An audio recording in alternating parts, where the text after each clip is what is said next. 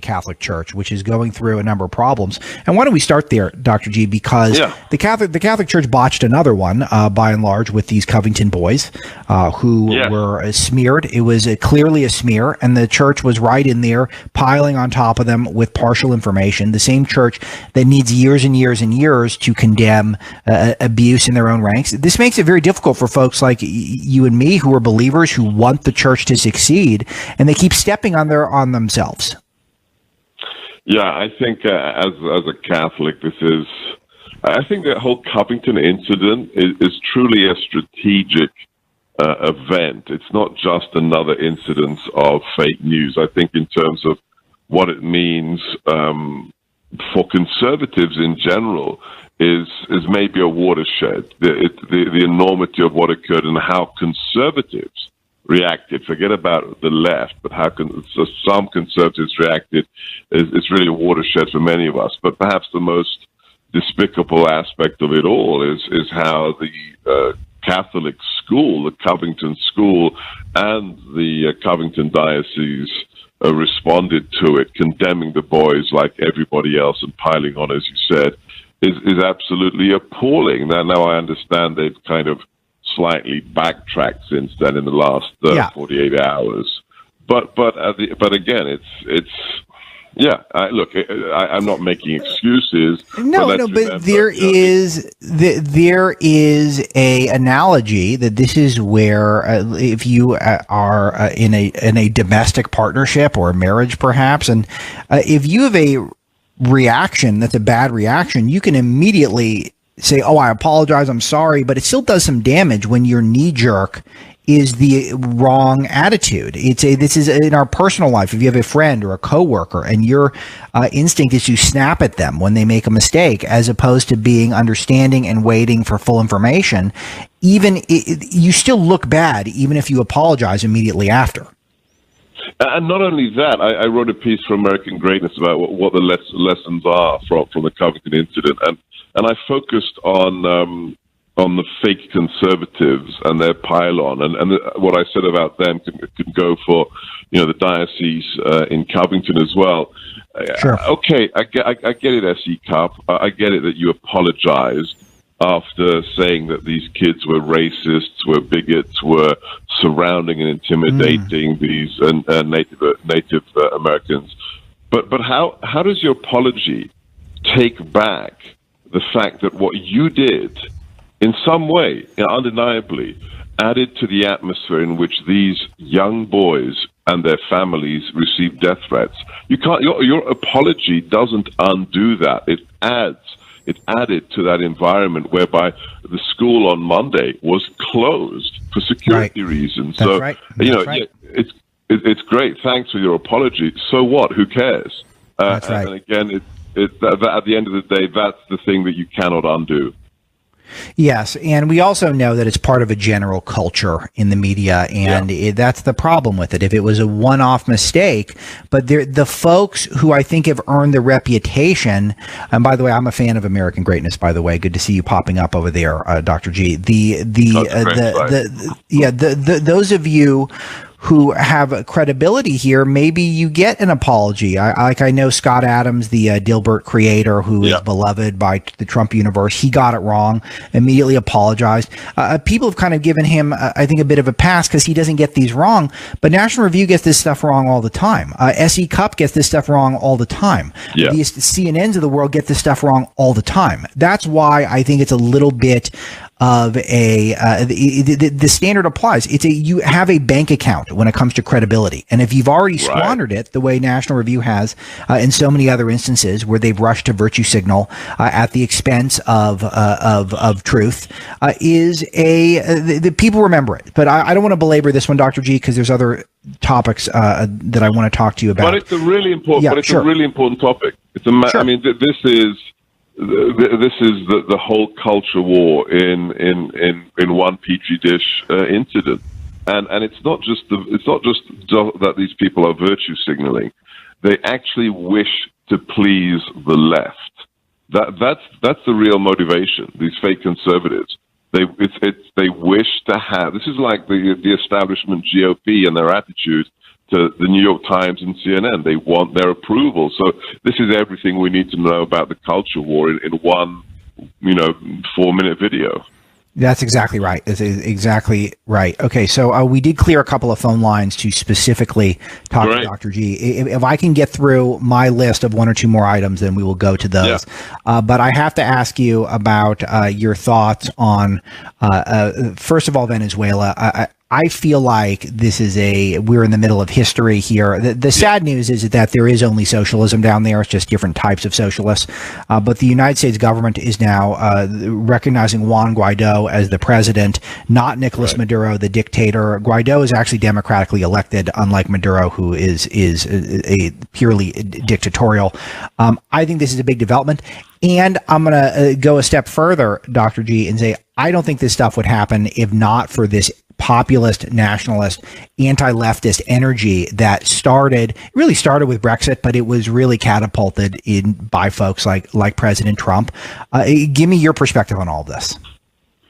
No, I think that's the most important aspect. This isn't just another country. This isn't just, country 41 that has failed in its socialist experiment, costing the lives of who knows how many people. This is the positive aftershocks of the rise of accountable government across the world. I mean, people still use the word populist. I try to avoid it because it has been used as a pejorative term and is still used as a pejorative term by the left. But whether it's Brexit, whether it's the elections in Austria, Italy, Hungary, whether it's the election of Donald Trump, whether it's the recent inauguration of the new president in Brazil, all of these things are connected. And Venezuela, I don't think what's happening right now, I'm not going to say it wouldn't have happened, but I don't think it would have happened as rapidly if we hadn't seen this wave of anti-elitist political movements gain traction around the world. And God bless the Venezuelans who are suffering. Watch the incredible video on YouTube from Army Horowitz where he actually starts the video walking through a park in Caracas with an individual whose face is blurred out, and he asks the guy, "What are you doing? What are you doing here?" And he says, "I'm trying to catch a pigeon or a cat to feed my family."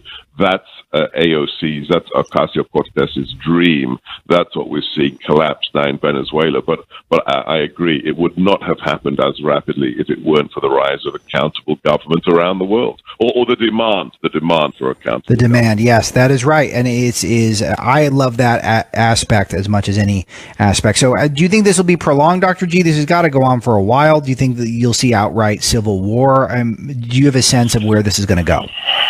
If you look at the lessons from history, there's always that cynical quote from Stalin, how many tank divisions does the Pope have? At the end of the day, in a dictatorship, the question is always who has the guns. The people don't have the guns in Venezuela. It's one of the classic case of the people were disarmed as soon as the dictators came into power. That is right. So it's always the question of who in the establishment, in the army, in the old guard, if they go wobbly, if the establishment goes wobbly, or elements of it think that they want to support the people, that's when everything changes. Hard to predict. I don't think anybody knows exactly, but it is a crisis, and it could come to a crescendo as we're speaking. Dr. Sebastian Gorka again is with me. The new show, America First, with Dr. Sebastian Gorka. Is it 2 to 5, Dr. G? I'm going to get the time right for 3 to 6. 3 to 6. 3 to 6. I apologize for that. 3 to 6 Eastern time on the Salem station. So the producers, could you indicate which callers want to speak specifically to Dr. G, because we have I would love to get folks in here. Last one today, Dr. G, give me your thoughts on where we are with the shutdown, the State of the Union. What do you recommend? Who's got the leverage? Right. Anything off the top of your mind? I'm sure we can't get to it all. They'll have to tune into your show if they want that. But I'll just give you, my impression from seeing the president last week. So a couple of us were in the Oval Office with the president on Thursday. And it was an off-the-record meeting, so I can't give you the details. But I'll tell you one thing that is incontrovertible. He's not caving. on the shutdown. The atmosphere was upbeat, very upbeat. The whole team is hunkered down, ready for the long haul. And he's not caving on this issue, whether it's steel slats or whether it's concrete.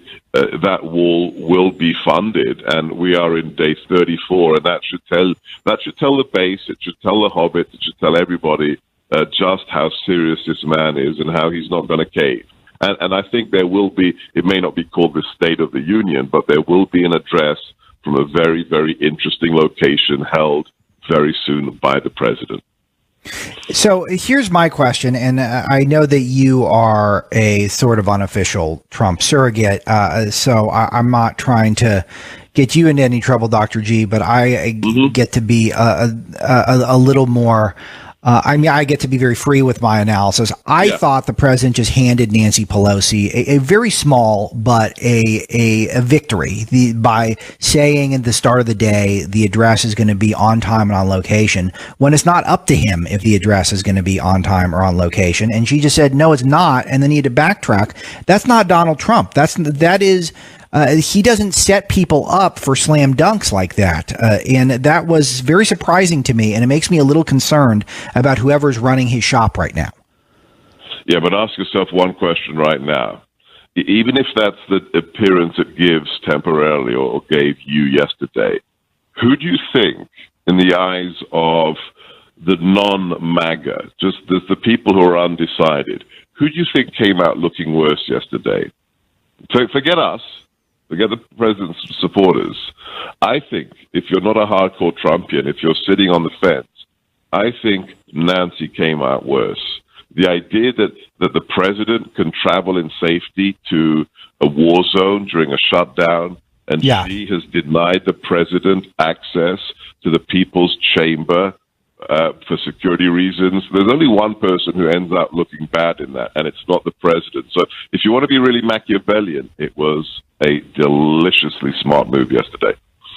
Okay, I'm glad I asked, because I think that does make me feel a little better. Not perfect, but it makes me feel a little better, Dr. G. So very good. Okay, let's talk to Lorraine in New York. Lorraine, you had a question for Dr. Sebastian Gorka. Thank you so much for taking my call. I just want to know, I'm surprised I've not heard comment from the Catholic Church regarding Cuomo's bill to push through expansion of the abortion rights.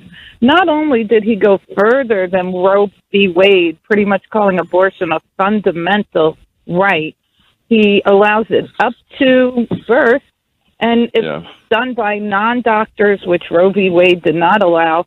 And if the baby in the preliminary bill, now I haven't read what they passed yesterday, they said that if the baby is born alive, it is not criminal anymore to kill it.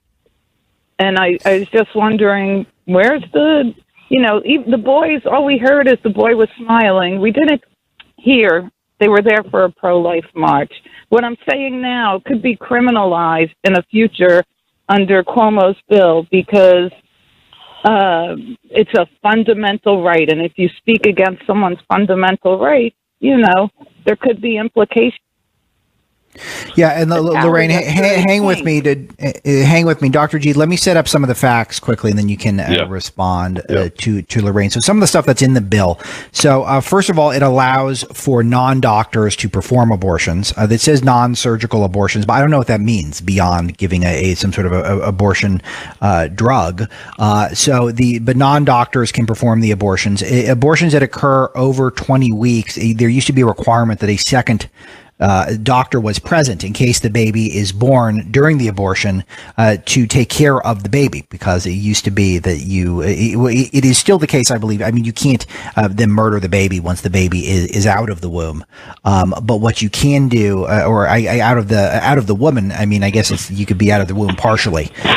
But so this is being thought of as a tacit a way to have a post-birth abortion, because the babies are not going to survive nearly as often without a second doctor present.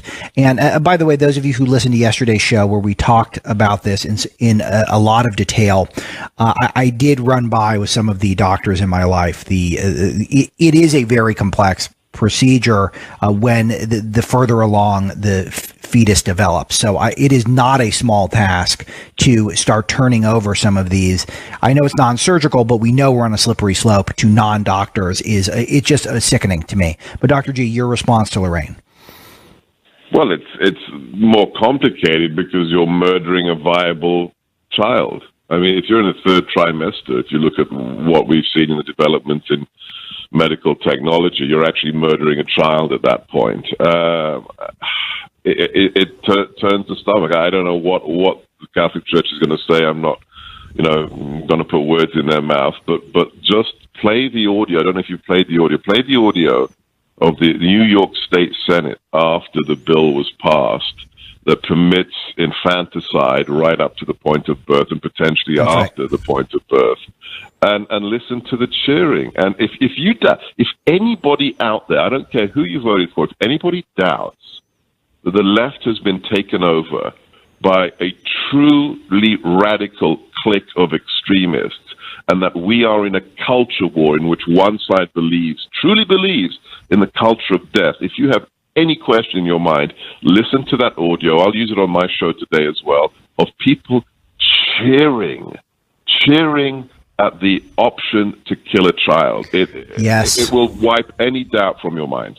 Yes, and I was told to play this. We should try to get this because someone else recommended that to me as well, Dr. G, where there was a cheers in the chamber when this passed. Lorraine, any further thoughts? I know Dr. Gorka has some great views, and I just, was curious as to, it's shock. Really, it's shock. And to call it a fundamental right, where is the child's fundamental right once they're viable, like you said? And this is, Lorraine, it is an amazing thought and thanks for the call. There's a meme going around, Dr. G, that it has a picture of a smiling baby. It says, I was born at 12:05 in New York. It's now legal to murder me at 12:04. I mean, it's so powerful. It gives you chills. And not to mention the sickness of changing this rule so that you don't have the second doctor present after 20 weeks. To me, the implication is crystal clear to me, Dr. Gorka. Guys, can we pot down Lorraine, please? I don't need to hear the background noise for Lorraine. That does not enhance the show. Thank you. Dr. G, the implication is they want to allow babies that are accidentally born, a suffering child who born prematurely, to just lie there and die. That is the implication. Why else would you remove the second doctor? And this from just the absurdity, the surreal absurdity, that this is the people cheering that capacity to kill children are the same people who are attacking this president and this administration on the illegal children crossing the border that must be protected. This is the same party that says they are for minority rights. There are more black children murdered through abortion in New York every week than are born in New York. That's the left. But nobody talks about it on the left. They don't care. They don't care. I mean, Margaret Sanger is smiling from hell the second that bill was passed by the New York Senate. That's all you need to know. I'm just so out. I'm so out. It's just so nothing for me in New York. If this is how the people in New York, if this is their value system. Todd in Detroit, line 3. You're on with Alex and Dr. Gorka. Go ahead. Hey guys. Yeah, I just was calling. Is there a way that the White House can not necessarily keep tabs on where like Pelosi and everybody is, but just kind of get the word out to the people that, hey, they are not in Washington working for you. They are out doing whatever. They're not here trying to make deals and get people back to work. Just constantly just keep putting this out over and over again so people realize that nobody works in Washington. Well, very few people, not nobody. Says, Dr. G, I know you're working. Yeah, but the city's great. It's totally empty, and I get to the studio in about 2 minutes flat. So, look, we don't want to go Big Brother in a week where we've seen, what is it, the face crime, George Orwell's face crime. Yeah, face crime. That's right. Yeah, become a reality. with Nicholas Sandmann, who smiled, and his crime was to smile as Nathan Phillips, the fake Vietnam veteran, was trying to provoke him into a fight. So we don't want to go big brother with the White House, but we know where they're going. They're going to Hawaii drinking Mai Tais. They're going to Puerto Rico. I think, let's do what Andrew Breitbart taught us. Let's all be citizen journalists. And when you see one of these people sunning themselves on a beach somewhere, or when you hear that they're golfing at a golf course, take a photograph, post it, get it out there. I can tell you, having been in the White House last week, they are running on a skeleton staff because of the shutdown, but they are working every hour God sends them. So let's be part of the solution, and let's help the president. All right, Dr. Gorka, I think I got time for one more. Let's go to Raymond in South Carolina, line 6. Raymond, you're on with Alex and Dr. G. Yeah. Good morning, sir. Dr. Gorka, I love you, man. I think you're great.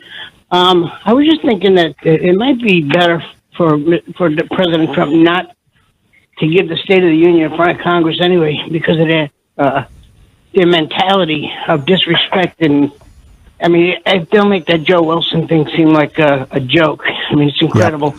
Yep. He should have him maybe in the stadium, like Yankee Stadium or in Dallas or something like that. Not New York. Yeah, there you go. Raymond, I'm with Raymond here, Dr. G, and I think a lot of our colleagues in talk radio were pushing him to keep the State of the Union in the Congress. I did not see that as necessary, but I would love to get your thoughts on that. Look, it would be fun to see Nancy sitting there grimacing for 2 hours. But I agree, and this is one of the issues that we discussed with the president last week. The Constitution is very clear. The State of the Union is not an address to the Congress. The State of the Union is an accounting to the people of America, and for most of our history, it was made in writing. So the president can do it wherever he wants to do. I'm for Independence Hall in Philadelphia. I think that would be an epic location. But I think there will be a speech given, and it will be from an unusual place, whether it's called the State of the Union or something else, doesn't matter. You can deposit something in writing to the Congress whenever he wants in a given time slot. But I think we can expect a very, very interesting tweet from the president imminently on this issue. Dr. Sebastian Gorka, former national security editor for Breitbart, host of America First with Dr. Sebastian Gorka on the Salem Radio Networks, 3 to 6, every day Eastern Time, every weekday Eastern Time, and pick up Why We Fight in his other books. Thanks, Dr. G. We'll talk to you next week. Thank you, Alex. And you're coming into my studio, right, for an interview, correct? Yes, I'm going to have to. And I'm going to enjoy seeing what it's like over on the terrestrial side of things. It's been a while, so I look forward to that greatly. And you can bring anybody you want in an urban onesie, urban camo onesie. Sometimes that is my obligation, because I'm a progressive male who sometimes does some child care. As long as you're not wearing one. I don't wear those during the week, and your show's only a weekday show. There's a weekend-only garment for me. Always a pleasure. We will talk to you next Thursday, Dr. Gorka.